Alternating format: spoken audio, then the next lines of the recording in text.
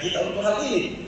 Tapi kenapa? Ini profesionalisme yang kita pakai adalah trust each other, percaya satu sama lain untuk menjalankan sebuah sistem.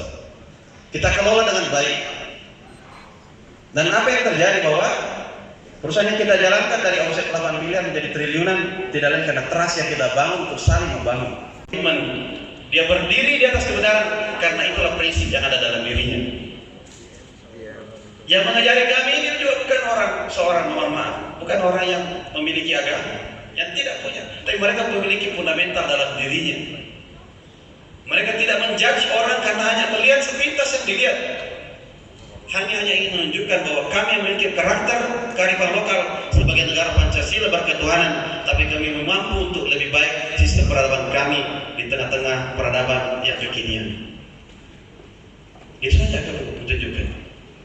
Di pemerintahan ini kami juga melakukan perubahan-perubahan. Kira-kira berpikirnya orang menjawab, mungkin dia suka bapak, kan mungkin dia suka kait. Jangan di situ, jangan dekat rumahku saja. Sebelum saya masih kuliah saya SMP, menjalannya sudah seperti ini. Sudah rusak sekali. Nanti saya bangun superbike. Akhirnya demo yang di sebelah kenapa dekat rumahnya sendiri kerja pak? Tak baru sikit dia kerja dan protes. Saya selalu di situ bersuara orang. Kenapa? Ada sekitar 2,8 yang rusak. Saya hafal jaraknya. Cak Bengi, saya tahu. Saya hafal juga yang Pindrang, saya tahu. Inilah LHR ini. Karena menganut prinsip permasalahan yang besar. Kan saya waktu masuk berapa? 2000 kilo Pak kerjaan. Saya menunggu kemampuan provinsi membangun dengan mengerahkan semua anggaran yang ada. Cuma mampu 100 kilo lebih. Itu pun oke iya, oke tidak. Kedua, kenapa saya rusak kalau diperbaiki?